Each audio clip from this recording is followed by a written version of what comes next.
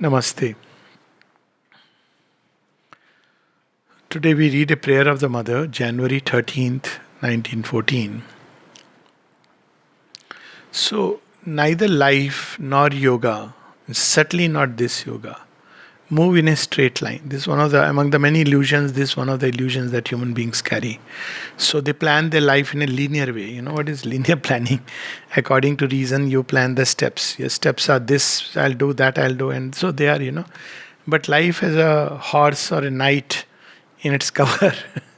You know how in chess the knight moves. Knight is a strange fellow. It doesn't move in a straight way. It moves daigar, and it's a very dangerous fellow because it's difficult to anticipate the move of the knight. So life is like that. It touches a point, then touches another through lives. That's how in ordinary life it happens. So what happens in yoga? In yoga, also, the yoga Shakti, the divine force, the mother's light, her love, touches a point. Initially, it's a point which is more ready. And then, when that is prepared, it is not like now you can stay in that wonderful, beatific place. That's the old yogas did that mistake. They found a little spot which was open to the gates of grace. And in that part, they lived. So they didn't come out into life because life meant that you will again be into that same flow, the same mud. For instance, the Gyan Yogi would take his seat in some place and he would live contemplating this thought, and his interaction will be with the world will be only in terms of some disciples coming to whom he will transmit the knowledge. Or you would never see, those. This is unique where the mother herself and yogis like Nalini Dat, Dyuman Bhai going to the marketplace. Imagine a real yogi going with a sabji thela into market and asking about. So yoga never entered into the field of common life. It always remained little aloof. Then it was divided into certain activities because you have to live. So certain activities were regarded as indispensable for your Sharir Yatra. So there are ashramas where you will see that they have meditation halls, huge places, or where the Guruji will give lecture, but huge setups I have seen actually. But the rest of the setup will be dedicated to, because a lot of people come, so langar or bhojan, that's it. Or hospital, because old people will fall sick, so you have to have a hospital also, and some such activities. The idea of creative expression of life will not be there. Sometimes they start a school more as a philanthropic activity. So you divide life into activities which which can be connected in some way. They are needed for your living, or they are needed for your maintenance of life, and the rest are left outside the pall of yoga. Or a bhakta, what does a bhakta do in the traditional yoga? He sits in ecstatic contemplation of the Lord. So he will be in his temple, where he will be enjoying the presence of the Lord. He will sing, he will dance, he will be immersed in bhakti, in bhava samadhi, in ecstasy. So it's only first time we see in the yoga of the Gita that yoga entered into the field of life. So, and what Shri Krishna is Shri Krishna. What field of life? Straight into the battlefield. So that way, Shri Krishna did something which was two things he did. Many, many things, but two things very, very unprecedented. One is he made yoga enter right into the thick of battlefield. And second is released streams of bhakti. That was something unique, both were Shri Krishna's spiritual action. And that way, if you see, Sri Aurobindo carries that work further. That's how Sri Aurobindo said, we are carrying Shri Krishna's work further. So he entered into the field of life, but yet the operating system was the same trigunas. They had to be changed. So that change Shri Krishna anticipates but doesn't actually change it, because that needs the coming of the Divine Mother and preparation of the earth, truth consciousness, all that we have shared earlier. But here in this yoga, coming back to the issue, a point is touched which is very beautifully touched. There is an awakening, there is the rush of experiences. But then there are other points which are like dark. See, in religions, what happened? There was a mystic lamp lit here, but the rest remained dark. Or if you take science, there is a little corporeal mind lamp is lit here, but the rest remains dark. So other points begin to be touched. Now, when each point is touched, it is a new challenge, it's a new journey, new discovery, new working. But the beauty is, once an opening is done there, then again there is a massive influx. So you are gaining. It's like, in a house, you touch up one wall, and after some time, the wall looks very nice. But you want to open a window there. Then what happens after some time? You do an opening there. Now, when you do that opening again, it's like gargar and sound and all that. Then after some time, again a window. Now again, no sensible person will ever make the whole window there because it'll get dirty.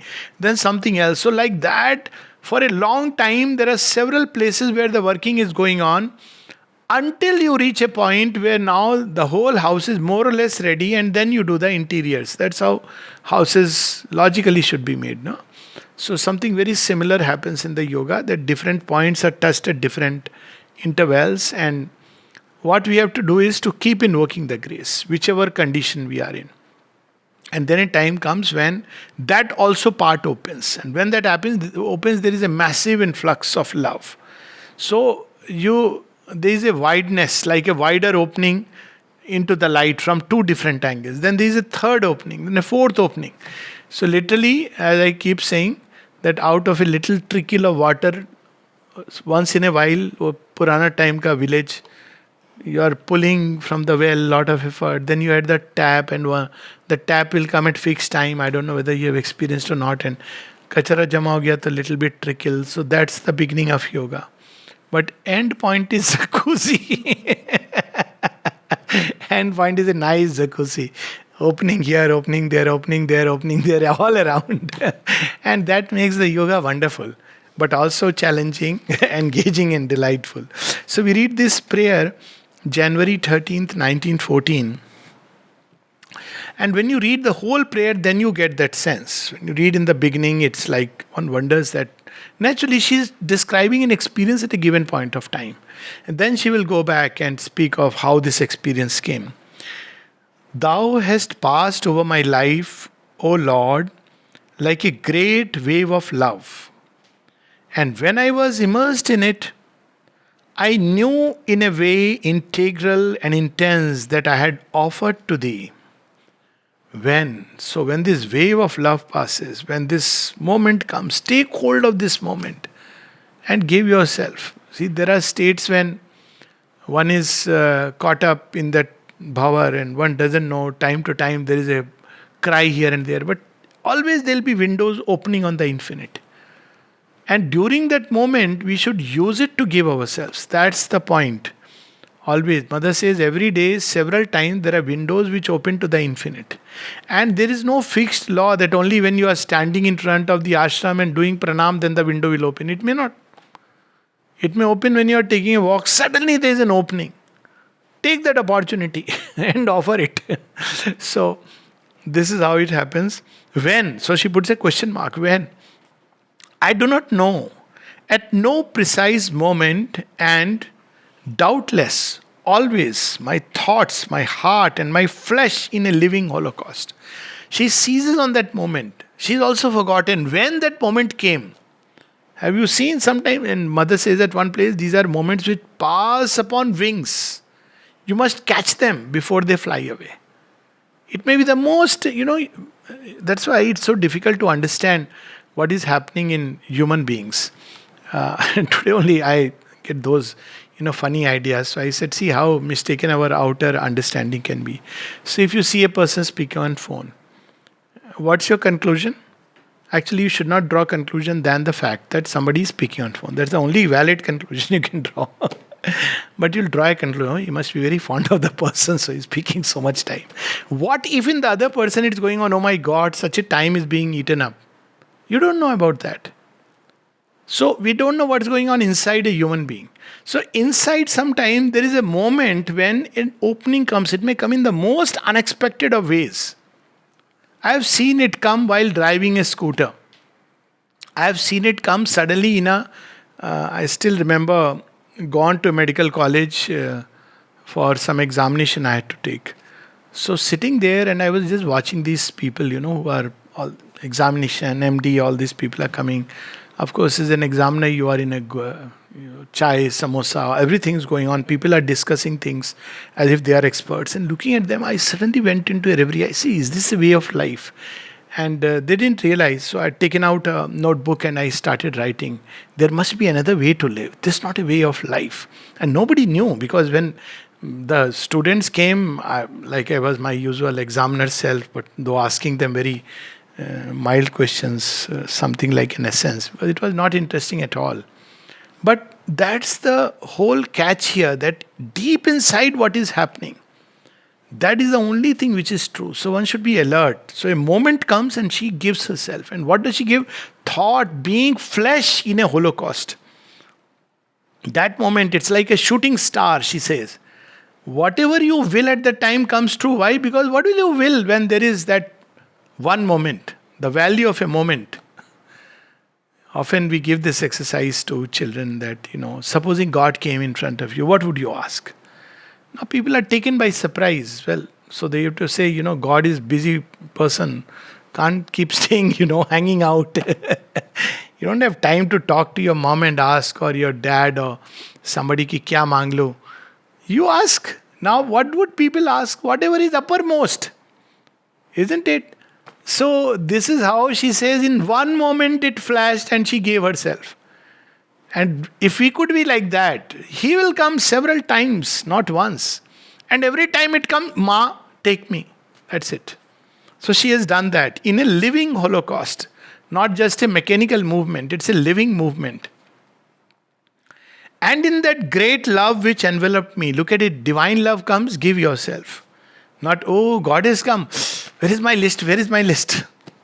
She has given herself. This act of giving is one of the most wonderful and the rarest of things. And if you find anywhere, go down 100 times. God is there, as simple as that. It's so difficult for human nature, because in the ego we have only been, our operating system is take, or it is take and give. The other day it was going on that, in fever, someone said, should I take Dolo? So I was in a mood of, humor. So I said, not Dolo, take Dodo. So what is Dodo? Do. Dolo is what we normally do. Do, Do, yaad rakho, virlo. That's the story of Kekai. Oh, she remembered. Long back she has asked a boon, and so this is not that's how we operate. It should be only do, then no problem. Huh? So anyways, don't take it seriously, okay? Take it seriously. Not with the dolo part. Huh? Not advertising for paracetamol. in that great love which enveloped me, and in that consciousness of the renunciation made.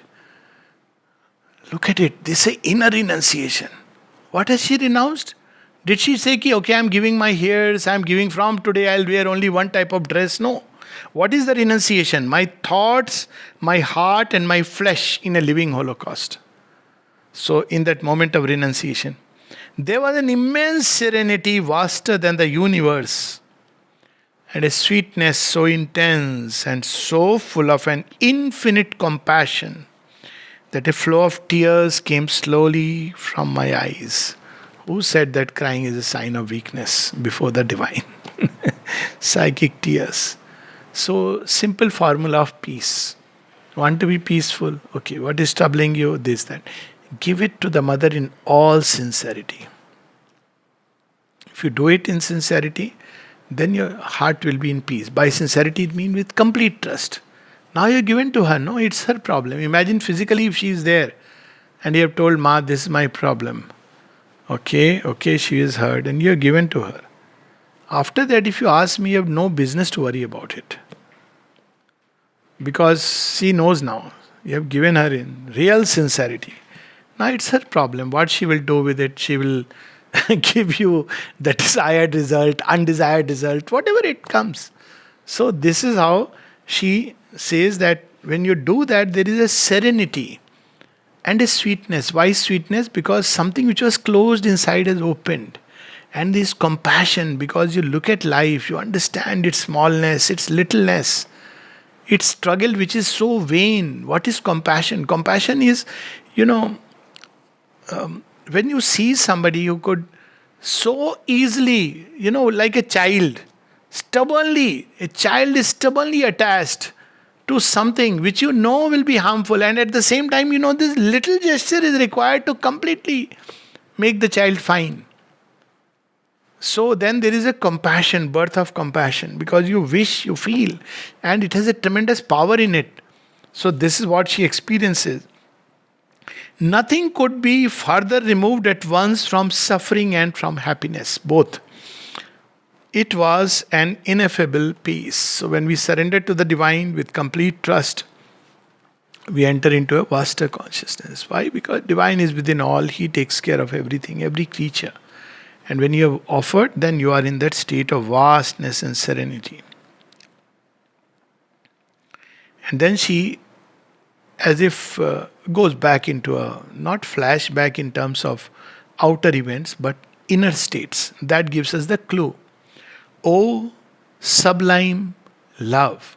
Now you see, now she is not using how Sri Aurobindo and the mother, one of the things they have done, which is very beautiful, all these beings and forces, they have turned into something very, almost one can say, aspiration. Even a secular person can aspire. What is that love with a capital L? All of us carry an ideal of love. Now, if you approach in the religious way, the only god of love we have is Kamadev. I think there is no temple dedicated to Kamadev, whatever it is. But that's not love. The original god of love is Mitra. Mitra and Varuna, they go together. So in ancient Vedic Rishi will say, oh Mitra. Even in one of the prayers of the mother, she addresses to Varuna and Mitra. But here she is addressing to love. Anyone, anywhere, doesn't matter. The ultimate source of love, doesn't matter what you call. So she says, you are the center of our life. Marvel of marvels. Love is the marvel builder. Its touch can really change even a stone into a sweet spring of life. I find thee again at last, and I live once again in thee. So for a moment it is as if covered. And then she finds again. So this is the whole thing that she is describing as an experience. But how much more powerfully, how much more consciously than before. So it is like you have found that love in a particular mode, in a particular way. Then there is a wailing, and then you rediscover love. And when you rediscover, because there is another opening which has taken place, it appears as a marvel of marvels. And so this is what describes. How much better I know and understand thee. Each time I find thee again, my communion with thee is more integral, more complete, more definitive. This is the integral yoga. You have found in one opening in some part. Then that's fine, it's good, that's happening. Then another part opens. Then a third part opens. Then a fourth part opens. All of them are opening doors to love. Different ways. Till finally there is an integral opening.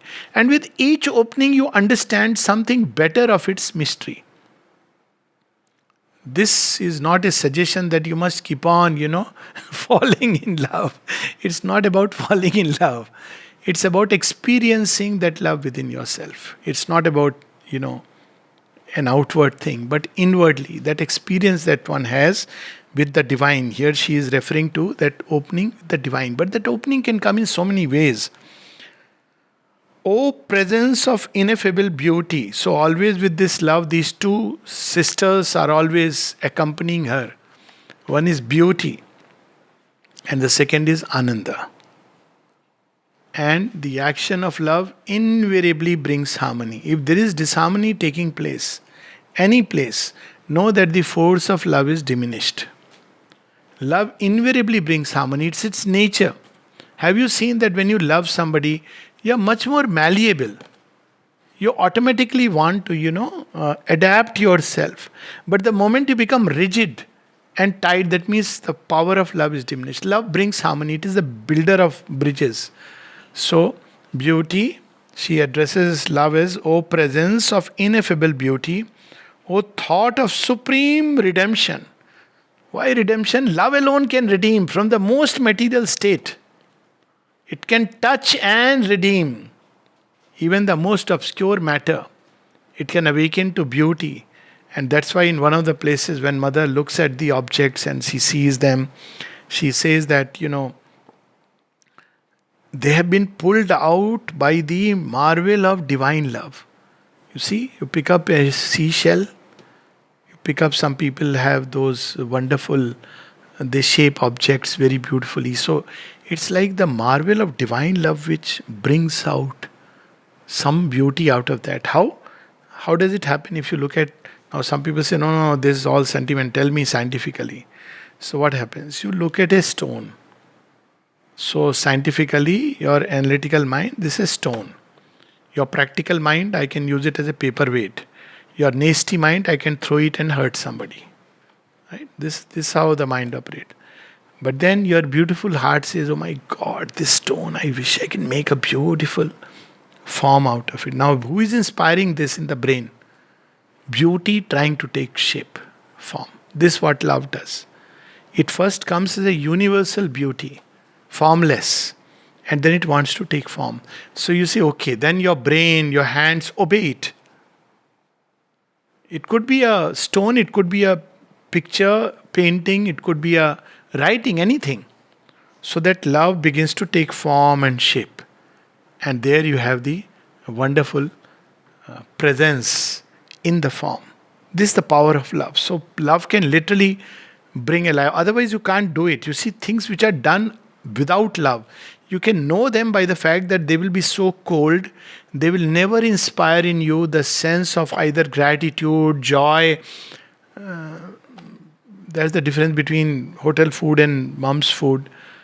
That's how it is commonly described. But otherwise also, you see, you when you see why Sri Aurobindo's writings give joy in spite of sometimes not being able to understand. Many people say we can't understand, but when they read the synthesis, they find such a joy. Why? Because it's an act of love. Imagine the same thing written by a scholar, the Life Divine, first paragraph. 10,000 years back, according to so and so, Matthews and Arnold's, there was human beings. Then, according to the research done in Africa, by the time you have finished, you say, "Kehna kya cha raha hai?" What are you trying to say? And then there were people who were moving around the jungles, who were, shamanistic rituals, totally lost. No joy in it. But what does Sri Aurobindo say? This is the earliest preoccupation of man. He's seeking. He's man the seeker in his conscious thought. What is he seeking? He's seeking the same things that he seeks today. What was he seeking? God, light, freedom, immortality. It doesn't matter how he's seeking.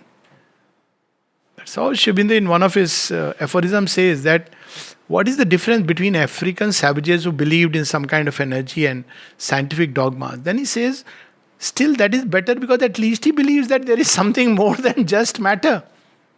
So he is seeking. Now you see what a wide landscape and what an act of love. We're looking at these rituals and these people. He is looking at the human seeking, taking its obscure roots inside the human consciousness. What a wonder it is. And then he connects it with something like, today we say humanity satiated but not satisfied, returning back to its primeval longings. See a scholar writing just these 2 lines, he will write in 5 papers, get it published. But I don't know why people find Sri Aurobindo difficult. Please read some of these scientific research papers. After that, you'll find him very simple, very easy, beautiful. Then he says, sovereign power of salvation. It is love that can give salvation to man. With what joy all my being feels thee living in itself. Love is the only power which will lean into the abyss. Nothing else. Even when light comes, you have to hold the light. How do you hold the light? Love will catch you, enter into you, and pick you out. That's the original power of love. Sole principle of its life and of all life. So now she says that here joy and beauty and all that she experiences, and then she says, you are the sole principle of its life, her own life, and of life, all life, marvelous constructor of all thought. Love is constructing thoughts, beautiful, luminous thoughts. All will, all consciousness upon this world of illusion, this somber nightmare. Thou hast bestowed thy divine reality, and each atom of matter contains something of thy absolute. This is about that power of love, sublime love. That without it, imagine what this world would have been. Often, when people talk about artificial intelligence, big thing nowadays, and they will have robots and all. What is the difference between robo and human beings? Somebody was even suggesting it's much better to have a robotic doctor, artificial AI doctor, because he'll tell you exactly disease, medicine. Much of doctors have become like that. Their mind works. Okay, what are the protocols? People who talk about protocols, I honestly believe they are not doctors, because medicine is more than protocols. Protocols, even a computer will tell you. You don't need a doctor. You put into the computer, feed it, and computer will give you protocols. Sir, take this medicine 3 times a day, this 5 times. It'll be more accurate. But what is it that makes a human being a human being? It's not just knowledge. Knowledge of this informational kind you can feed, but you can't feed love. Love is something what maketh a man. It's something very amazing. So she says that in this illusion, thou hast bestowed thy divine reality, and each atom of matter contains something of thy absolute.